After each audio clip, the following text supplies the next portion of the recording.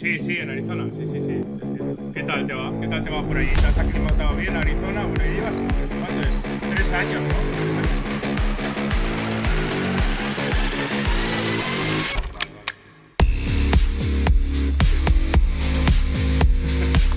Vale, vale. Sí. Me alegro. Dame 5 minutos, ¿sabes? Porque hace como un minuto de 5 minutos en directo y cuando acabo los 5 minutos pasamos a estamos en directo, pero todavía no tenemos 5 minutos. ¿Qué tal los empastes? ¿Te ha caído alguno? De los dientes, de las muelas, porque no será lo mismo ir con un GT Sebring que ir con un...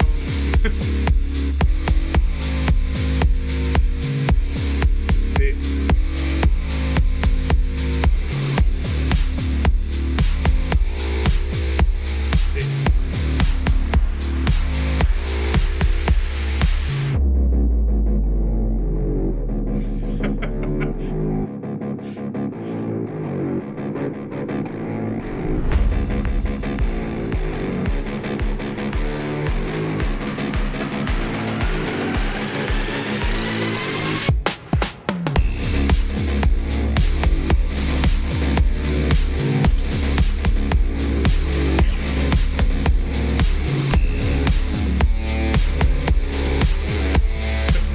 Sí, sí, literal, literal. Sí, eso se lo escuché a Juncadella hace ya un mes y medio o 2 meses, ya no me acuerdo, cuando hice una entrevista o mejor dicho, una charla, ¿no? Porque yo no puedo hacer una entrevista, la otra vez tampoco fue una entrevista, una charla, digamos, en el motor. Comentaba en Juncadella que, claro, cuando probó el Cadillac, encontró baches donde no lo sabía y sobre todo te lo preguntaré o a modo como estamos haciendo ahora. Sí, ahí va.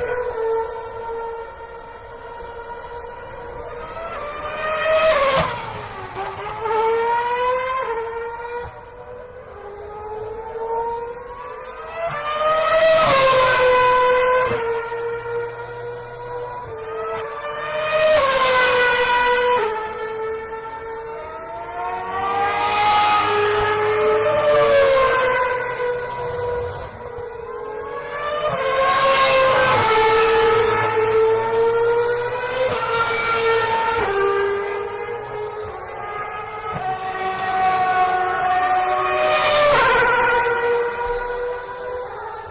magnífico, sí, sí. Fantástico.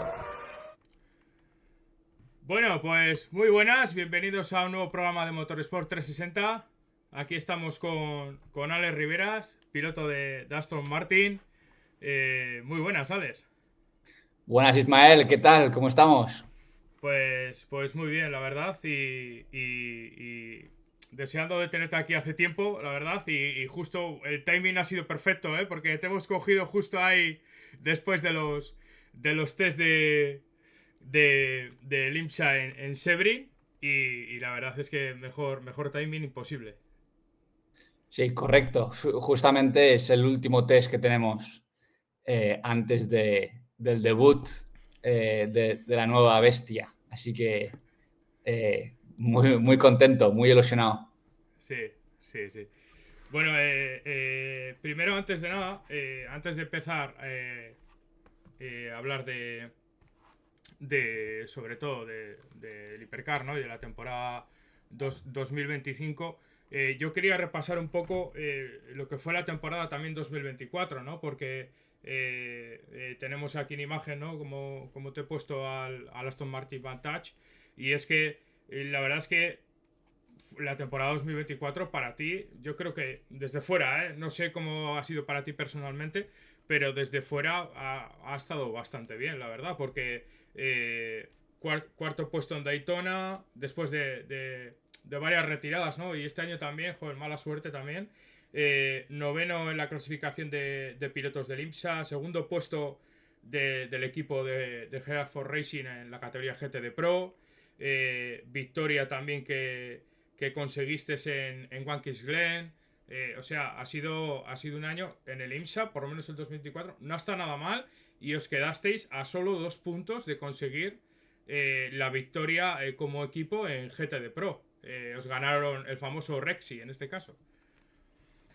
Correcto, sí, sí, la verdad es que 2024 para mí fue una temporada muy bonita, sobre todo porque es el primer año donde combiné un poco a tiempo completo dos campeonatos, ya que hice bueno, el IMSA y también el WEC, que para mí fue un debut en cuanto a participar a tiempo completo en el Campeonato del Mundo. Y conseguimos, como has dicho, victorias en IMSA y también victorias, o en ese caso, conseguimos una victoria en el Campeonato del Mundo en la carrera de Austin.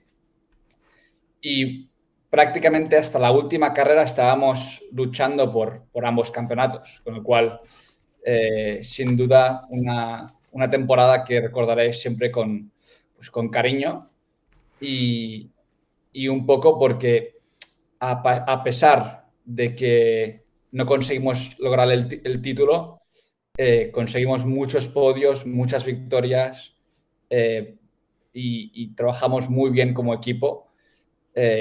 Y encima, para sumar todavía más a un año especial, fue una temporada intensa porque un poco detrás de las cortinas estábamos desarrollando el Valkyria, que en ese caso pues también había cierta presión porque en esos tests que hicimos durante la segunda mitad del año también pues teníamos un tipo de selección para los pilotos, con lo cual un poco el rendimiento de esos tests también era muy importante. Ahora aquí en imagen te voy a poner la alineación de Le Mans 2024. Un Le Mans, la verdad es que hasta el momento del choque, que luego pondré el vídeo, tengo las alertas activadas y se escucharán mucho igual, no lo sé. Lo que comentaba, no sé si se escuchará mucho, lo que pasa es que lo tengo desactivado aquí en la escena que estoy, pero bueno. Unas 24 horas de Le Mans que la verdad es que empezabais bastante fuerte y luego una pena, ¿no? En ese accidente de tu compañero, pero la verdad es que posiblemente de las 24 horas que más fuertes os veía, sobre todo al equipo de GA4 Racing y a vuestra alineación en concreto. Sí, la verdad es que también otra carrera que un poco resume un poco la temporada en sí, porque hicimos un muy buen trabajo como equipo, teníamos un coche fuerte, no éramos los más rápidos, pero teníamos una estructura muy sólida para estar constantemente luchando con los de delante y siempre tomando pues un poco las decisiones correctas en el momento correcto.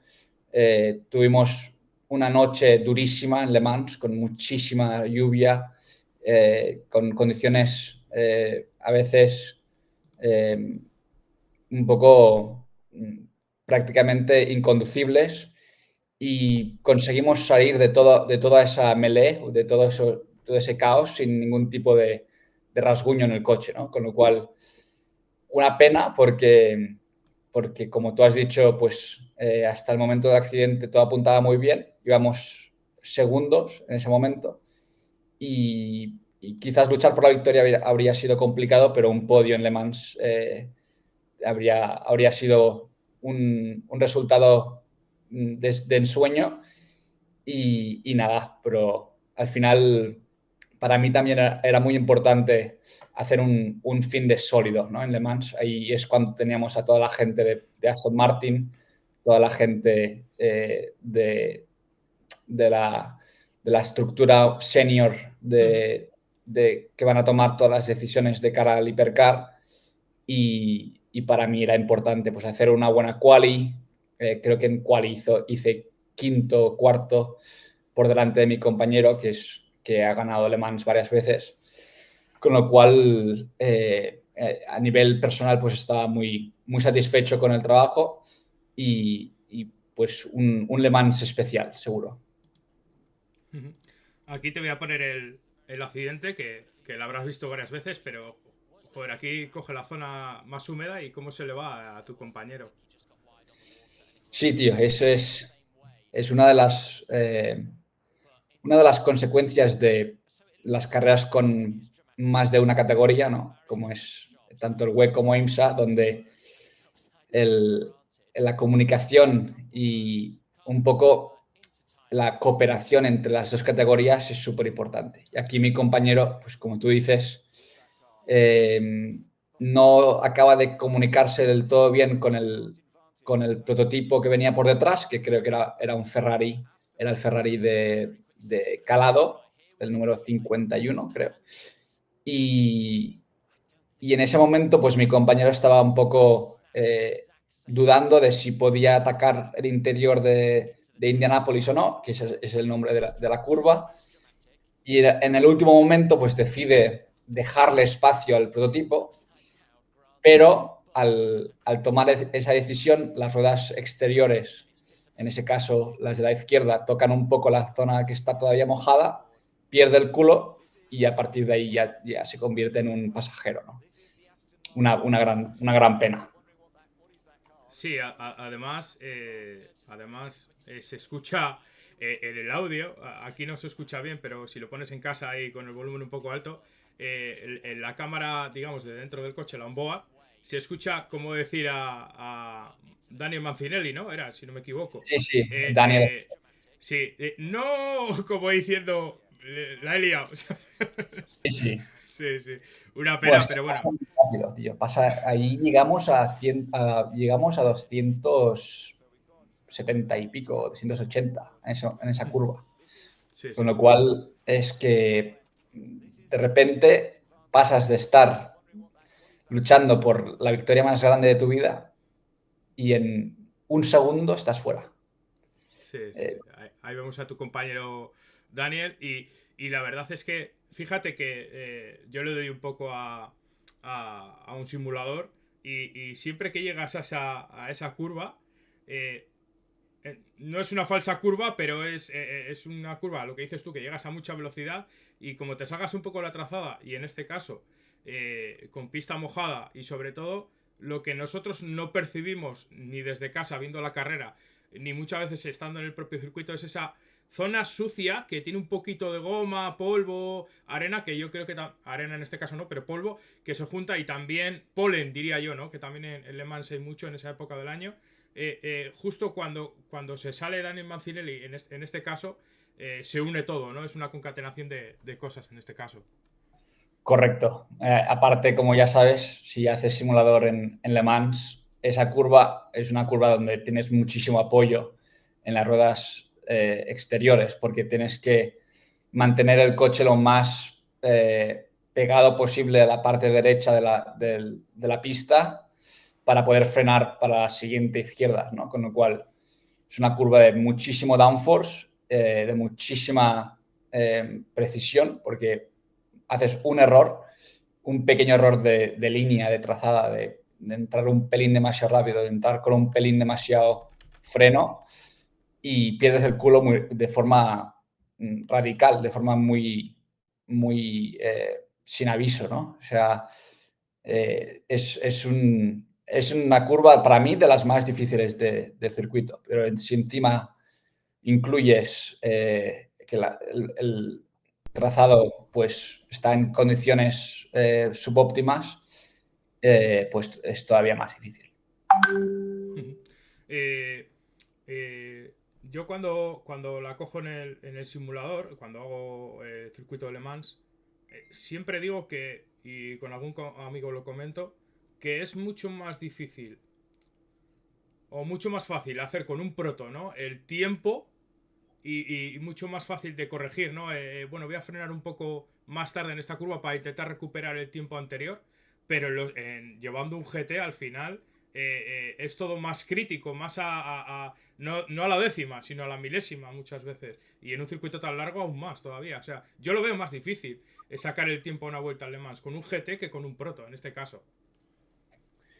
Sí, yo creo que en un GT te diría que es más difícil llegar a ir rápido, pero una vez vas rápido, eh, puedes coger el ritmo de forma relativamente fácil. Yo creo que el tema del prototipo es que quizás es más fácil conseguir ir con un tiempo que se considera decente, pero encontrar las últimas 3 décimas y después replicar ese mismo ritmo vuelta tras vuelta sin tener ABS y con las dificultades que conlleva también la estrategia de Le Mans, donde a veces tienes que hacer 3 stints con el mismo set de neumáticos, con lo cual tienes que adaptarte constantemente al coche. Por ejemplo, es el típico error de prototipos que es entras en boxes después del primer stint con el neumático que era nuevo al principio del stint, pero al final, cuando entras a boxes, estás acostumbrado a correr, a conducir con un coche que pesa 100 kilos menos que al principio del stint, ¿vale? Con lo cual puedes frenar bastante tarde en Mulsanne. Y cuando sales a pista de nuevo, antes tenías el neumático nuevo, con lo cual podías frenar tarde en Mulsanne porque tenías el neumático que te daba el extra grip que compensaba los 100 kilos más que llevas de combustible. Ahora llegas allí y tienes el neumático viejo, pero 100 kilos más que la última vez que has frenado ahí. Entonces, si no estás muy bien concentrado y estás en sintonía con el coche, es muy fácil frenar demasiado tarde en Le Mans, bloqueas, en Mulsanne, perdona, bloqueas y te vas recto. Es el típico error de rookie de Le Mans. Y eso con un GT te perdona un pelín más, ¿no? Porque tienes el ABS que te puedes pasar de frenada, pero no tiras a la grava, no tiras al muro directo, ¿no? Es curioso, en 2024 y estos últimos años, siempre has estado pilotando con neumáticos Michelin, ¿no? Diría yo. Sobre todo en el IMSA, en el WEC también con Michelin. No, Y en el WEC este año sí, la categoría sí, GT3 del sí. WEC competía con Goodyear. Perdón. Vale, vale, vale. Sí, sí. Sí, es verdad. Y en el MP2 también. Perdón. Sí, sí, tienes razón. Algo nuevo. Es el primer año que la Sí. categoría GT3 corría con, bueno, el primer año de la categoría, pero también el primer año del neumático. Sí, mucha diferencia entre Michelin y Goodyear. Eh, un pelín. Diferentes características. Te diría que Goodyear está más diseñada para hacer más de un stint con el neumático, mientras que Michelin te da quizás más rendimiento, pero dura menos. Es que hablando con Felipe Albuquerque, el piloto portugués que ya conocerás hace muchos años, además es un tío Sí. súper majo, me comentaba, sobre todo en el 23, que estuve con él en las Europeas Le Mans Series, que el neumático Michelin, sobre todo en el IMSA, te permite, digamos así, sacarle todo el jugo, mucho más que, por ejemplo, los Goodyear en Europa, que él sobre todo ha llevado en el MP2 en este caso. Y nos remarcaba mucho eso, ¿no? Que había mucha diferencia entre los dos, que Michelin te permite hacer lo que quieras, entre comillas, con el neumático. Sí, es sobre todo un tema de temperatura, ¿no? Entonces, Michelin tiene una ventana que se dice en términos de ingeniería de motorsport, que es la ventana del rendimiento. Michelin tiene una ventana más grande en cuanto a temperatura. Entonces, si empujas mucho al principio del stint y como consecuencia la temperatura del neumático sube a, digamos, 120, puedes recuperar el neumático. Aunque lo hayas abusado, puedes seguir tirando. En algún momento tendrás que aflojar un poco para adaptarte al nuevo grip del neumático y la temperatura va a bajar un poco de forma progresiva hasta llegar a lo que se dice el plató del long run. Sin embargo, el Goodyear tiene una ventana más estrecha y mucho más sensible, con lo cual a la que te pasas de esa temperatura es muy difícil volver a bajarla y es como que pierdes el neumático de por sí y ya no lo recuperas, no vuelves a recuperar el grip que tenías al principio.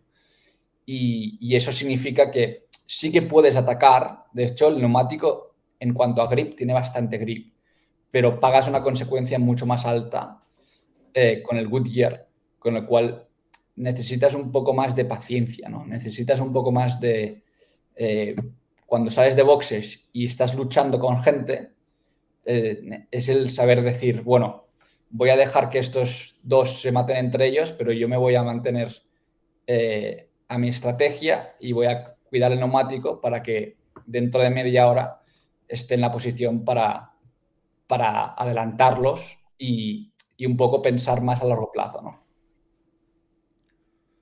Muy bien, Alex. Pues bueno, ahora te voy a poner en imagen para que lo veas. El niño, ¿no? El niño. Sí, la bestia. La bestia. ¿Cómo le llamáis dentro del equipo? ¿La bestia?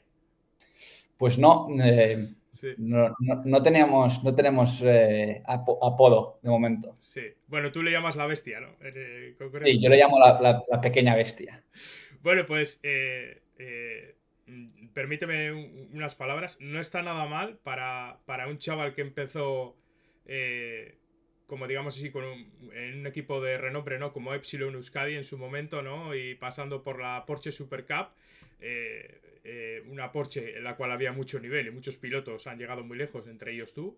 Y bueno, no está nada mal, ¿no? Llegar a un hipercar después de tantos años es un premio a tu carrera, a tu esfuerzo y también yo creo, desde fuera, no lo sé si tendrás esa sensación tú, pero tanto a ti como a tus compañeros de equipo, el cual, bueno, mucha gente ya sabe quiénes son, para este año, llegáis en un momento muy maduros, ¿no? A este proyecto y con las cosas muy claras, yo creo. Yo creo que para ti es un siguiente step, pero también muy maduro, ¿no? En cuanto al tema de motorsport.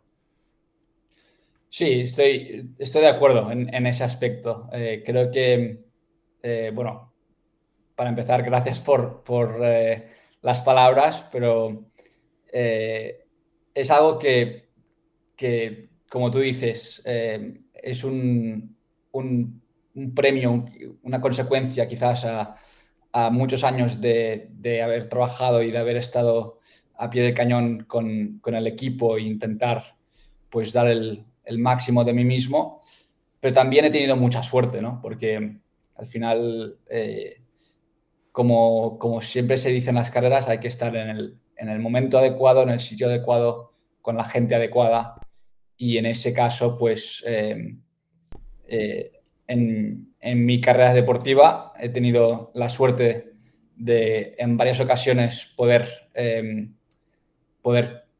estar en esos sitios donde se han presentado oportunidades después de haber trabajado muy duro y eso no le pasa a todo el mundo, con lo cual ya de por sí poder estar en la categoría Hypercar es un sueño.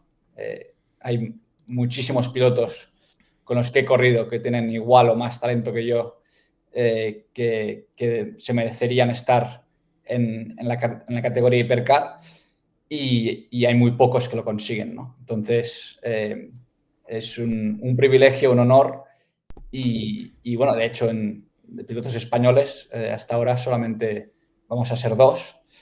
Eh, y nada, muy contento, con muchas ganas de empezar el proyecto, ya que va a ser algo también muy especial dentro del equipo donde he estado presente durante 10 años.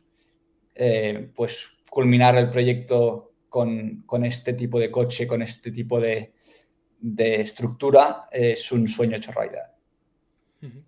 Sí, la verdad es que además es lo que al finalizar ahora lo que acabas de decir, para De Gea for Racing también supone un salto cualitativo muy alto y sobre todo, aunque yo no dejaría, y lo han dejado claro, ¿no? Que no van a dejar de lado en este caso la categoría GT de Pro en este caso, pero porque al final es también el ADN del equipo, ¿no? Los GTs en este caso, ¿no? Durante todos estos años. Eh, eh, que estés en Hipercar, junto también que va a estar, en este caso, ¿no? Miguel Molina, ¿no? En el WEC, ¿no? Y también Alex Palou lo hemos tenido, también en Daytona, ¿no? Y ojalá a ver si Juncadella, con ese buen test que hizo, ¿no? Y dentro de la familia de Corvette, Cadillac, etcétera, ¿no? Puede hacer alguna aparición esporádica y en el futuro ya más, digamos, de forma oficial. Pero si te paras a pensar, los que os seguimos hace muchos años, también está Albert Costa ahí, ¿no? Que ahora está también, digamos, en esa órbita de Ferrari, piloto, no es oficial, pero fíjate en Daytona, ¿no? Qué alineación, digamos que él era el menos pro, digamos, ¿no? De la alineación de su equipo, pero no quiere decir que por ello que sea un piloto malo, pero es que más o menos todos estos pilotos de año arriba, año abajo, estáis a un nivel súper alto y sobre todo que es un orgullo, no solo como aficionado español, sino que llegáis más o menos todos en un momento profesional muy óptimo. O sea, no hay uno que digas, bueno, pues este flaquea más en esto o vaya error de novato. No, no, estáis muy igualados. Fíjate, Palou, bueno, ¿qué vamos a decir de la Indy, no? Es un referente. El anuncio en la Super Bowl, que habrás visto en la Super Bowl, que sé que eres buen amante del fútbol americano. Pero fijaros, que todos estáis en un momento brutal de deportivo. Totalmente. Bueno, en el caso de Palou, te diría que es Palou y un poco el resto, estamos todos. Es una categoría completamente distinta. Pero bueno, en el caso de Palou, en mi humilde opinión, yo lo considero quizás, si hablamos de talento puro, probablemente estamos hablando de Verstappen, Palou y alguno más en esa conversación. Pero él es un caso aparte y yo creo que lo bonito es un poco la influencia que tuvo Fernando en su época cuando empezó en F1 y lo que causó eso en España con parrillas de karting que estaban a reventar por todos los campeonatos regionales del país y con niveles extremadamente altos, donde un poco pues el hecho de tener que luchar contra tíos tan buenos te obligó, al menos cuando yo era más joven y estaba intentando aprender, te obligaba a exigirte mucho, ¿no? Y a mejorar a marchas forzadas, porque es que el nivel en España era muy, muy, muy alto. Con lo cual, ha habido muchos que, a pesar de tener talento y a pesar de tenerlo todo de cara, como por ejemplo chavales como Gerard Barrabech, que era para mí de los talentos más grandes que he visto nunca. Pero como sabemos en las carreras, es que necesitas tantos factores que se unan en tu favor, que es muy, muy, muy complicado, ¿no? Entonces, el hecho de poder seguir siendo piloto profesional es un lujo, es un privilegio total. Y como tú dices, también una de las grandes ayudas y uno de los placeres de poder seguir compitiendo después de 10 años como profesional en el mundo de la resistencia es que ahora ya todo es mucho más fácil, ¿no? Es con la experiencia que tenemos, con tanto yo como tú decías, Albert Costa, Juncadella, Molina, en su caso también Roberto Meri, llega un momento donde la experiencia y la madurez que te da esos años en la mochila, digamos, hace que seamos capaces también de aprovechar las oportunidades, ¿no? Por ejemplo, Molina, en su caso, para mí es un ejemplo grandioso para cualquier piloto joven,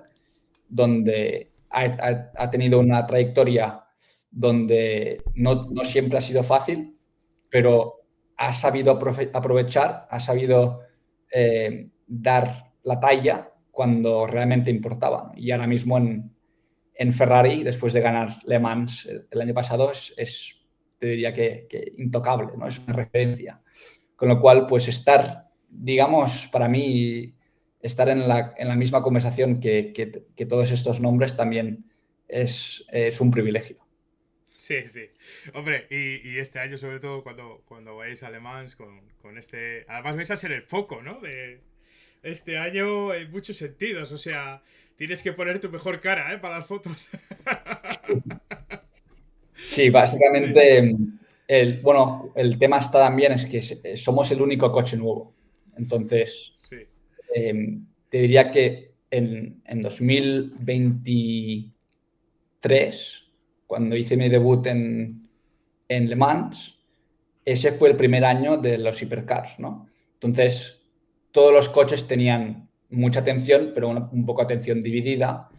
El año pasado en Le Mans era el debut en el WEC del BMW y de Alpine, que obviamente en Francia también me acaparó muchísima atención. Pero lo bueno del año que viene, o de este año, de este Le Mans, será que seremos el único coche nuevo y encima con un proyecto que es muy diferente al resto, ¿no? Con el motor V12 atmosférico, que seguro que va a gustar mucho a los aficionados, sobre todo los que tengan la oportunidad de oírlo en directo. Y, y como tú dices, seguro que va a haber mucha atención, pero, pero bueno, yo en mi caso intento no pensar mucho en esa parte del proyecto en sí, porque ya sabemos que va a estar, pero creo que es importante, sobre todo para mí, disfrutar, ¿no? Disfrutar de la oportunidad de poder trabajar con gente espectacular, de poder conducir un coche tan especial y ser parte un poco de la historia. Bueno, pues vamos a hablar de la bestia y bueno, esta semana habéis tenido test del IMSA en Sebring y bueno, justo antes de empezar el directo me comentabas que has encontrado cosas y baches también sobre todo, donde antes con el GT, con el Aston Martin Vantage, pues no existían ni en tu cerebro ni lo sentías en tu cuerpo y ahora pues has encontrado cosas nuevas y sobre todo también empuja mucho ese V12. Hay que contenerle mucho, hay que mover los mapas.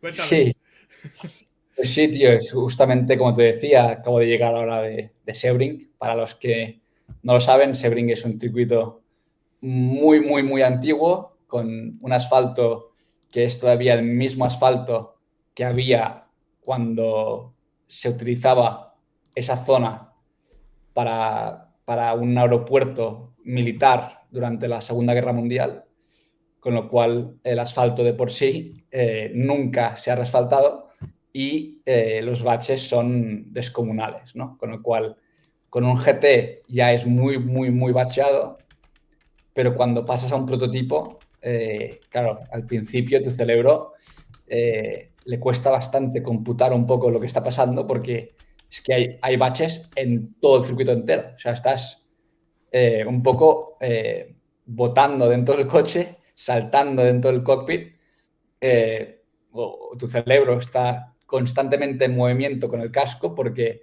es que con un poco el pack de la suspensión que utilizamos en el prototipo es mucho más corto y mucho más duro y lo notas absolutamente todo, con lo cual una experiencia sin duda muy diferente, pero sí, también en Sebring fue la primera vez que rodamos con el motor sin silenciadores y fue una sorpresa un poco para todo el mundo que estaba ahí porque el sonido es realmente bastante espectacular. Eh, mm, ¿Perdéis potencia con el silenciador? Sí, no sé si podrás decirlo o nada. No, no la perdemos. También, por suerte, ahora tenemos los sensores de par motor de la FIA, con lo cual la potencia es un poco siempre la que nos dan desde el BOP pero en ese caso no, tenemos ciertas ventajas a la hora de no utilizar los silenciadores por distribución de peso, pero tampoco no es nada especial. Ha sido simplemente el hecho de que en los test íbamos a diferentes circuitos donde había limitaciones de ruido y era muy importante dar el máximo número de vueltas posibles, ¿no? Antes de la homologación del coche. Con lo cual, los ingenieros, de forma bastante astuta, decidieron utilizar silenciadores durante la pretemporada para no vernos en las dificultades que podría surgir si un circuito nos decía, oye, no podéis rodar más porque estáis por encima del límite, y si no tuviéramos silenciadores, pues el test se habría acabado de forma muy espontánea, de forma precipitada, ¿no? Con lo cual queríamos ser conservadores, pero al menos en IMSA ya nos han confirmado que vamos a tener el coche libre de silenciadores, y creo que en el WEC también. O sea, entre comillas, la normativa esa va a quedar un poco ahí en el aire, entonces. Bueno, ambos campeonatos tienen la misma normativa. Simplemente, pues desde el WEC todavía no nos han confirmado. Desde IMSA han hecho ya todos los cálculos. Ya sabes que, bueno, IMSA y WEC trabajan un poco de forma distinta y a ritmos un poco distintos, ¿no? Pero en nuestro caso, en IMSA ya nos han dado el ok, mientras que creo que en el WEC esperarán a Qatar para ver exactamente cuáles son los números que ellos leen, y para ver un poco cuál es la decisión final. No sé si me lo podrás decir, pero como equipo, imagino que estéis probando, para eso son los test, ¿no? Diferentes setups, pruebas de fiabilidad, etcétera. ¿Cuál es el principal escollo a la hora de problemas que igual está dando el Hypercar, en cuanto, pues igual la suspensión hay que reforzarla, o este alerón o este morro hay que endurecerle, o se puede aligerar, etcétera? ¿Cuáles son los principales escollos que estáis teniendo con el Valkyria? Bueno, para mí lo más difícil de todo son los sistemas electrónicos, ¿no? Porque hasta ahora hemos hecho la mayoría de kilómetros, que llegamos a hacer 15.000 kilómetros en la parte final del año con el coche, pero de esos 15.000 te diría que 14.000 fueron solamente de fiabilidad, ¿no? Solamente buscar cosas del coche que fallaban para cambiarlas, reforzarlas, diseñar un concepto distinto para evitar un futuro problema en esa parte del coche. Solamente un test, un programa de tests enfocado a conseguir que el coche sea fiable, ¿no? Hasta ahora, entonces, no hemos trabajado mucho en cómo utilizar todos los sistemas electrónicos para mejorar el rendimiento. Y en ese caso, en Hypercar existen muchísimas técnicas y tienes muchísimas herramientas para optimizar cómo se comporta el coche en diferentes partes de un stint, ¿no? Y en ese aspecto, pues todavía estamos bastante verdes y no hemos podido hacer todavía mucho trabajo porque tampoco hemos tenido el tiempo, ¿no? Con lo cual, el approach de cara a Qatar, pero también de cara al año entero de por sí, es que esta temporada va a ser una temporada de progresar, ¿no? De aprender, de entender, de un poco una temporada como si fuese la pretemporada de 2026.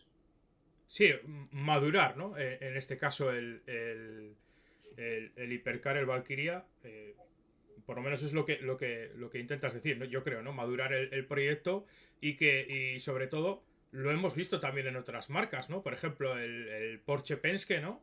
Eh, yo he comentado en la retransmisión que hice de Daytona, ¿no? Y lo he comentado ya en varios programas también, incluso el año pasado, que Porsche ha ido dando esos pasos y ahora está recogiendo sus frutos, ¿no? Pero fíjate, no hace mucho Cadillac le ponía las cosas muy difíciles a Porsche, BMW, fíjate el salto evolutivo que ha dado respecto al año pasado, que el año pasado en condiciones de pista húmeda y de temperaturas bajas iba como un tiro y sin embargo cuando hacía calor desaparecían del mapa en cuanto a la lucha en GTP, ¿no? Concretamente.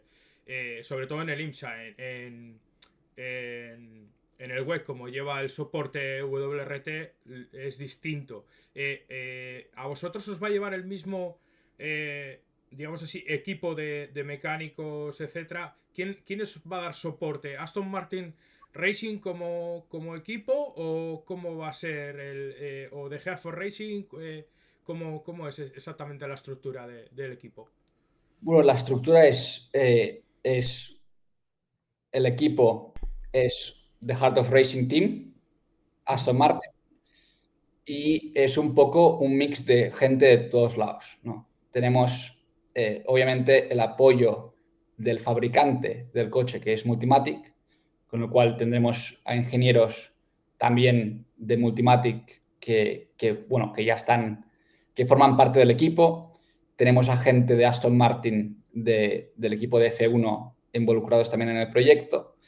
Y hemos fichado también a ingenieros tanto de otros equipos del WEC como ingenieros que vienen de trabajar en F1 en equipos como Mercedes o como Red Bull, con lo cual es un poco pues un equipo que nace prácticamente desde cero, con gente con mucha experiencia en resistencia o en otras disciplinas, pero que al final todo el mundo cae debajo de, de la estructura Heart of Racing, ¿no? Con lo cual todos trabajamos para la misma empresa y aunque quizás hay gente que viene de Aston o gente que viene de Multimatic, etcétera, ahora mismo estamos todos bajo el mismo contrato.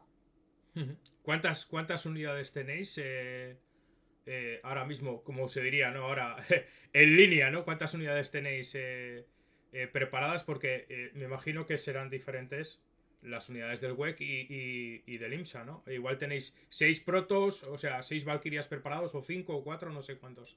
De momento tenemos 5.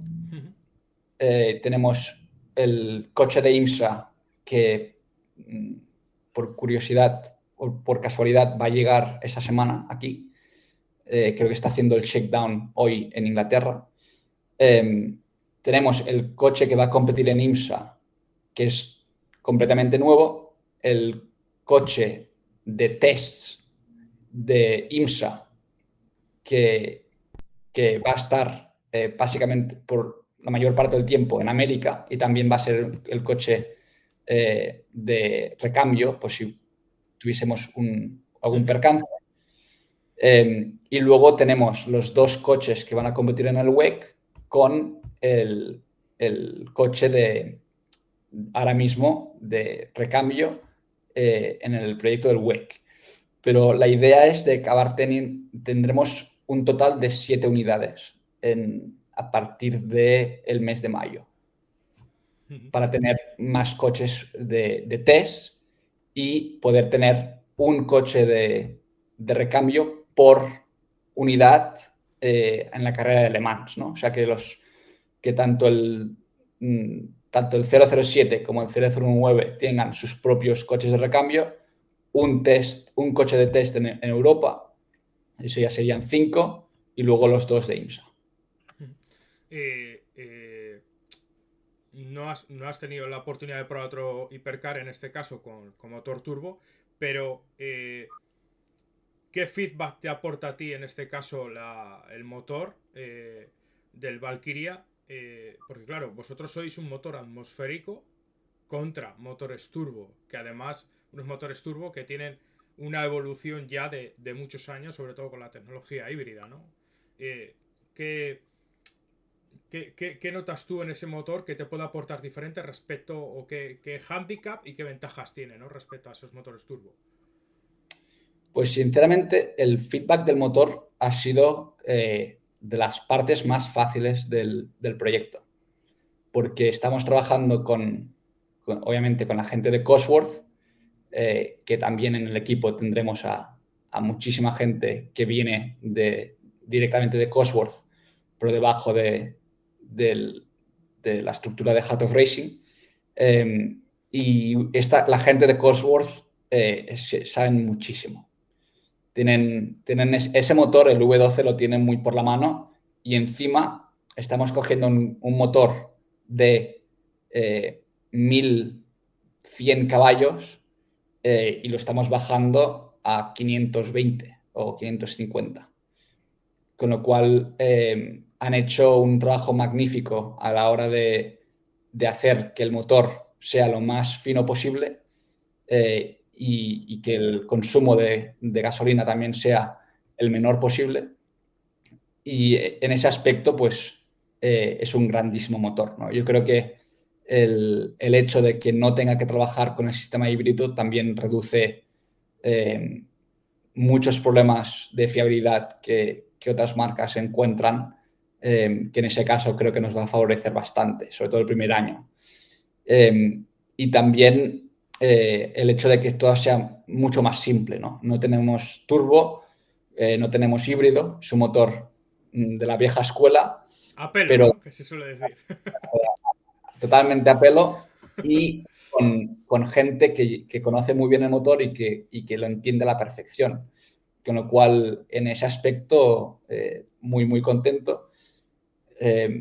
Ya veremos un poco, en el futuro sabremos mejor dónde podemos intentar mejorar en ese aspecto, pero en cuanto a motor, no creo que tengamos desventajas respecto a la competencia.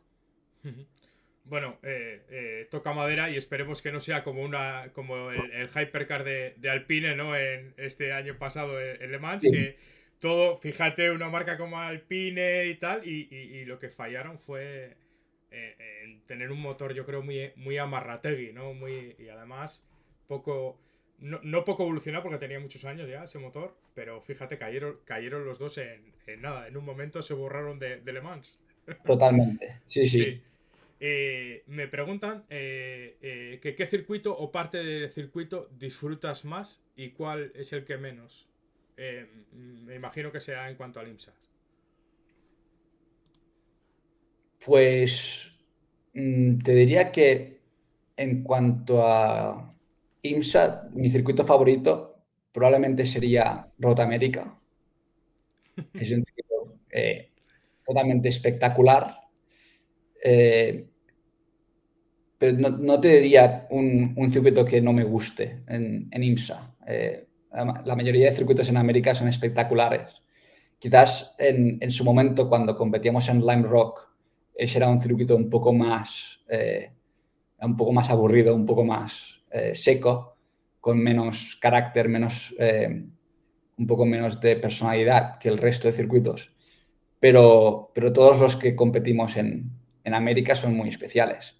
Yo este año no voy a hacer todo el campeonato de IMSA entero, voy a hacer solamente las largas, pero te diría que quizás un circuito que no me apasionó el año pasado es el de Detroit, el nuevo circuito de Detroit, donde es un circuito muy, muy, muy estrecho en mitad del centro de la ciudad y donde para mí es un poco demasiado radical para competir.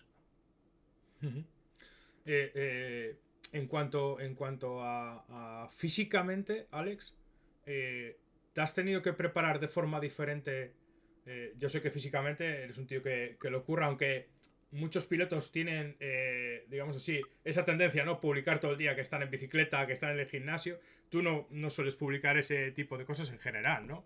no eres un Jordan Taylor, para que me entiendas en cuanto a Ultraman y Iron Man y todas estas cosas, ¿no? O no lo sueles publicar, ¿no? Pero tú has tenido que hacer una preparación o el equipo os ha dicho, mira, este año va a ser un año duro, os vamos a dar un siguiente paso, una siguiente evolución en vuestra forma física, ¿os han dicho algo? Sin duda, desde el momento en que supe que había la posibilidad de correr en Hipercar, ya empecé con un equipo de entrenadores de aquí, de Arizona, a prepararme para que si salía el caso y el contrato llegaba, para estar preparado, ¿no? Pero, pero te diría que también, como todos los coches, no hay nada que reemplace el conducir. O sea, sin duda creo que es un coche que te requiere estar más fuerte que con un GT. También el hecho de tener fuerzas G mucho más altas, pues el cuello sufres bastante más y la temperatura también es bastante más alta, ¿no?, que en un GT. Pero la mayoría de la progresión que hemos hecho todos los pilotos ha sido a base de conducir el coche, hacer stints largos, hacer stints dobles, que de repente, cuando lo vuelves a hacer en el siguiente test, el cuerpo ya reacciona de forma distinta, ¿no? Es un poco la adaptación de tu propio cuerpo al coche y no hay mejor entreno que ese. Te diría que quizás lo único más específico para este programa es que tenemos todos un peso donde tenemos que estar y en ese aspecto tenemos una ventana donde el equipo quiere que todos los pilotos estemos dentro para que haya la mínima diferencia entre el piloto más ligero y el más pesado para un tema simplemente de ingeniería. En cuanto recordar que tú estuviste en monoplazas de muy joven, ¿has vuelto a tener esa sensación en el estómago de las fuerzas G, ese downforce, ¿no? Que no quiere decir que no lo tuvieras en GTs, pero en este caso el Valkyria, el Hypercar, al final es un coche por y parido para soportar esas fuerzas G y ese downforce, ¿no? Has vuelto a tener ese cosquilleo y sobre todo también una cosa muy importante desde el punto de vista de gestión de carrera. Ahora ya no eres el doblado tú, ahora tú eres el que tienes que doblar y tienes que elegir ese exterior de Mulsanne que hemos hablado antes, esas zonas que pueden estar sucias y que al final colocarte bien, dejar caer en este caso el Valkyria para un lado o para otro para salir, ¿no? En curva, etcétera, ¿no? Ese siguiente movimiento, ¿no? En este caso. Pues te diría que en cuanto a la primera pregunta, Uh-huh. he tenido una sensación, un cosquilleo, como has dicho tú, nuevo. No es la misma sensación que tenía en monoplazas, porque tanto en la Renault 2.0 en el coche de Fórmula 3 que tuve el placer de poder pilotar a finales de mi trayectoria de monoplazas, estás conduciendo un coche donde la carga de aero es más fuerte que la potencia del coche, ¿no? O sea, estás con un coche que tiene una potencia que te diría que menor o inferior a lo que el coche necesitaría. Uh-huh.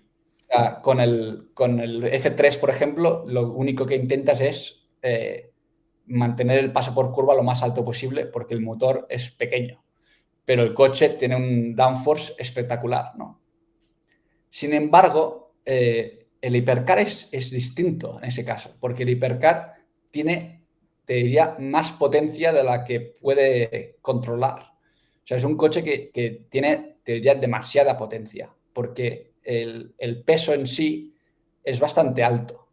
Es un coche pesado, es un coche de 1060 kilos. Con lo cual, la sensación que tienes es muy distinta. Es un coche donde las inercias tienen mucha influencia en el comportamiento del coche Uh-huh. y eh, también juegan un papel muy importante a la hora de controlar el coche en curvas de velocidad alta, ¿no? Porque no puedes, o sea, si pierdes el culo, prácticamente lo pierdes. O sea, pierdes el coche entero. No puedes estar jugando con el coche un poco al límite mientras te peleas con él. Tienes que un poco conducir por debajo del límite, porque a la que el coche se empieza a mover es que pesa muchísimo. Con lo cual, eh, hay mucha gente que lo compara y en ese sentido estoy de acuerdo. El hipercar es como un GT, pero grande. Por eso hay muchos pilotos de GT que también se han desenvuelto muy bien en la categoría hipercar, porque en cuanto a conducción tampoco no es que sea tan distinta, ¿no? Quizás el cambio más grande, como tú dices, es el management del tráfico, el entender un poco la toma de decisiones donde tú ahora eres la categoría más rápida y eres tú el que está tomando la iniciativa a la hora de adelantar a coches y aprender también, que para mí va a ser un proceso de aprendizaje donde entiendes en qué curvas es mejor no atacar cuando tienes GTs delante para tener una salida de curva mejor, en qué curvas es mejor no tomar el riesgo, porque si coges virutas, después tienes 3 curvas más donde vas a ir de lado y vas a tener el neumático demasiado caliente y vas a tener 2 vueltas horribles después de eso. Un poco, y eso puedes intentar prepararte, que de hecho estoy haciendo el máximo posible para mirar, observar vídeos on board, carreras, repeticiones. También te diría que la mejor herramienta que tengo es iRacing para practicar y un poco acostumbrarse a ese tipo de dinámica, pero nada sustituye la experiencia. Entonces, va a ser un proceso y también un proceso que me hace mucha ilusión. ¿Habéis, fuera parte de los test oficiales, habéis hecho algún test con tráfico? Porque el año pasado pusisteis alguna historia donde salía el Valkyria y también salían los GTs del equipo de GeForce Racing. Y acuérdate, hace ya muchos años, en Alcañiz, en Motorland, esos test de 36 horas que se marcaba el equipo Audi, que metía el propio Audi metía GTs de la propia marca para simular el tráfico, etcétera. ¿Habéis podido llegar a esas situaciones críticas? ¿Habéis hecho ese tipo de test? No, no lo hemos hecho y es sobre todo por lo que comentaba antes, de que hasta ahora nos hemos centrado solamente en fiabilidad, ¿no? Porque el tema está en que una vez el coche hace el debut en Hipercar, en este caso, cuando el coche empiece la carrera del viernes en Qatar, que será la primera prueba del Mundial, en ese instante el coche queda oficialmente homologado. Entonces, a partir de ahí ya no puedes hacer ningún cambio. Y para nosotros era muy importante que todo el trabajo que hemos hecho durante el invierno sea para encontrar los puntos débiles del diseño del coche que podamos solucionar antes de la homologación. Porque una vez ya el coche está homologado, si te has despistado, si no has prestado atención a algún punto débil del coche que te va a suponer un problema, ese problema lo vas a tener para el resto de la vida del coche, sobre todo si es un diseño de base, ¿no? Y eso para nosotros era la prioridad número 1. Con lo cual, todavía no hemos hecho ese tipo de textos. Sí que vamos a hacer algo parecido este año. De hecho, tenemos un test en Sebring después de las 12 horas, que va a ser un test larguísimo, donde ya nos centraremos más en performance, pero en general el approach para este año es lo que te he dicho antes, es una temporada de pretemporada. Ujú. Eh, ¿En cuántos circuitos diferentes habéis estado haciendo test? Si se puede decir. Sebring, Daytona. Sí, hemos hecho Sebring, Daytona, hemos hecho en Road Atlanta, hemos hecho aquí en Phoenix, en un circuito que se llama Apex, hemos hecho test en Vallelunga, Motorland, Jerez, Silverstone, eh, y creo que ya está. Y, a ver, siendo un prototipo, ¿no? Que está en evolución constante y vosotros también, ¿no? Como has dicho antes, el tema físico, ¿no? Que a la hora de subirte también cambian un poquito las cosas. Tienes, o más o menos que luego a lo largo del año, con la propia evolución del setup cambiará, ¿no? Pero ¿tienes algún circuito donde tú veas que digas, bueno, este circuito le viene muy bien a este prototipo en este caso? Bueno, espero no gafarme, pero no soy el único que lo dice de pilotos, pero el coche tiene pinta, cuando lo conduces, de que sería un gran coche en Le Mans. Eso es, para mí es un coche que en Le Mans podría ser un poco el circuito más favorable para el diseño. Muy bien, muy bien, muy bien. Me parece muy bien. Y me has dejado ahí que habéis estado en Vallelunga y en Motorland, ¿eh? No tenía ni idea. O sea, ha sido secreto porque en Motorland no teníamos ni idea de que habíais estado. Ni en Sí, Jerez, habías dicho, ¿no? Jerez también. sí. Hicimos 2 días en Motorland Ujú. justo después del reasfalto. Se hizo un reasfalto y fuimos justo después de eso, que cuando nos llovió, el asfalto era como una, Espejo. una pista de patinaje. Pero sí, hicimos 2 días en Motorland, 2 días en Jerez. Ah, también me he olvidado que también hicimos 2 días en Bahrein, después del WEC, Sí, es verdad, sí, es verdad. y hicimos 2 días más en Qatar, Ujú. que es el test de Qatar fue el primero donde compartimos pista con Toyota.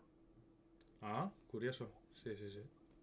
Está bien. Pero bueno, también te digo, hasta ahora un poco por encima, pero también algo que quizás no es muy público, pero las primeras 3 carreras del WEC vamos a ir bastante más despacio de lo normal porque el WEC tiene una forma de hacer el BOP para coches nuevos donde tienen una ventana de peso y una ventana de potencia. Ujú. Entonces, todos los coches están dentro de esta ventana. Y la primera carrera que hace un coche nuevo, como fue el caso de Peugeot el año pasado, siempre empiezas en el punto de la ventana con más peso y con menos potencia. En la siguiente carrera te dan un pelín menos peso y un pelín más de potencia, y en la tercera un pelín más. Y después de esas 3 carreras estudian un poco cómo cada cambio afecta al coche para estudiar las sensibilidades del coche, tanto al peso como a la potencia, y a partir de ahí te dan el BOP correcto, el BOP que su software o su algoritmo cree que es el adecuado. Pero para las primeras 3 carreras sin duda vamos a estar, te diría que probablemente a unos 2 segundos o 2 segundos y algo de cabeza, que es pues un poco parte del proceso, pero bueno, para que sepas que así vamos a empezar en el WEC. Ujú. Por ir finalizando, y así te voy liberando. Te he hecho varias preguntas de varios oyentes y alguna mía.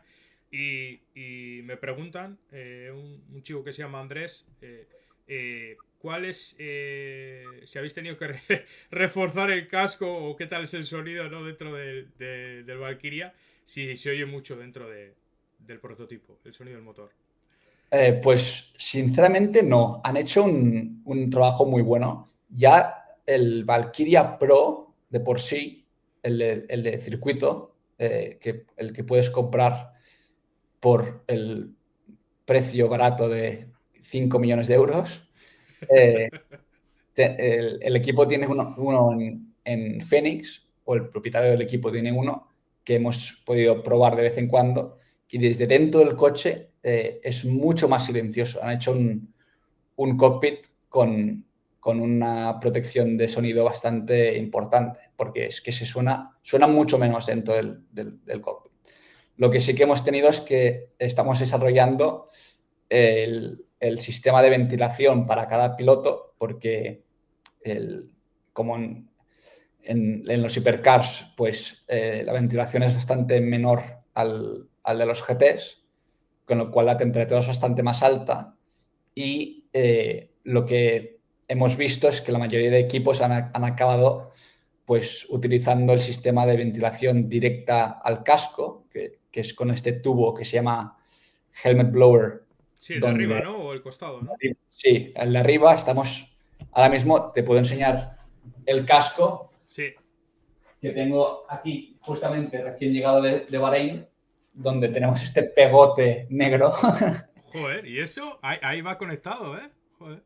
De momento, este es el sistema que probé yo en Sebring. Sí. Todos hemos probado un sistema diferente. A mí no me gustó mucho este, con lo cual creo que no vamos a utilizarlo para Qatar, pero tendremos uno, creo, que donde el tubo entrará por aquí debajo y pasará a la parte de arriba, donde los agujeros nos ventilan un poco, nos hará que la cabeza esté más fría, ¿no? Que al final ¿Has, es lo más has, difícil. has hecho alguna evolución en cuanto al diseño del casco? ¿A los colores? A poner alguna cosita? Eres bastante continuista en cuanto al casco. Sí, nada. Creo que tengo el mismo diseño desde hace 4 o 5 años Sí.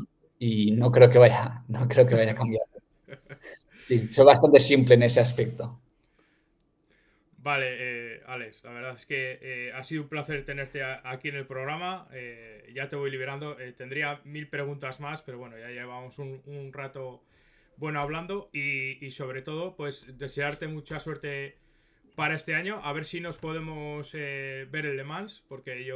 ¿vas a venir o qué? Sí, sí, sí, sí, voy a ir. Lo que pasa es que yo llego el jueves por la tarde-noche y bueno, la jornada del viernes, pues si no me acerco al pit, pues bueno, estaré en el desfile de pilotos. Ya lo iré viendo, depende también porque solemos hacer comida. Allí vamos un grupo de personas que somos los Nermans, igual ya nos conoces de otras Sí, veces. sí, ya me acuerdo Y ya. sí, y claro, unos igual van al desfile, otros vamos a otro lado. Hacemos la comida el viernes, hay una paella y dependiendo de cómo acabe esa paella, unos van para un lado, otros van para otro, ¿no? Pero bueno, Exacto. es lo bonito de las carreras que algún piloto, ya sea español, ¿no? O de habla inglesa en este caso, siempre lo ha dicho, ¿no? Dice, joder, me gustaría vivir un Le Mans desde el punto de vista aficionado, porque siempre que venimos aquí, lo típico, eventos con el equipo, fotos, no sé qué, tal, que hay veces, aunque es una semana y es una experiencia muy bonita, eh, no deja de ser que también tener ese punto de vista desde el aficionado, ¿no? En ese caso. Totalmente. No, es precioso, es un evento espectacular. Así que cuando llegues, dame un toque Sí. bueno, yo tendré seguramente la agenda apretadísima, pero un hueco encontramos y nos vemos, Sí, 100%. además, Alex, eh, parece ser que eres el chico de imagen, ¿no? O la imagen de la marca de Half for Racing, sobre todo esta semana con el vídeo ese que te han Sí, hecho diciendo Is Magic y te han puesto ahí en todo el foco, ¿eh? Otra vez sí, sí. Mira, cosas de media. Vale, pues muchas gracias por haber venido a Motorsport 360. La verdad es que es un placer que los pilotos os animéis. eh, y sí, ya tu amistad es una gran compañía y muchísimas gracias por venir. Claro, Ismael, a vosotros, tío. Un abrazo muy fuerte y nos vemos en Le Mans. Vale, pues a la gente que estáis ahí detrás y que veréis luego el vídeo, pues seguirnos en redes sociales, en Twitter, en Motorsport 360, en Telegram también, en el grupo de Telegram cada día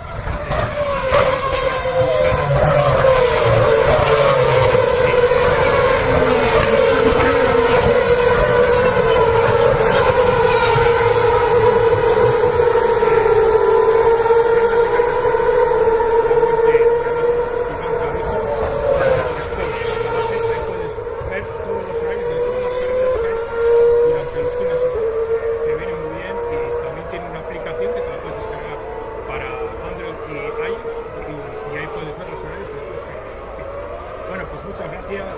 Me despido.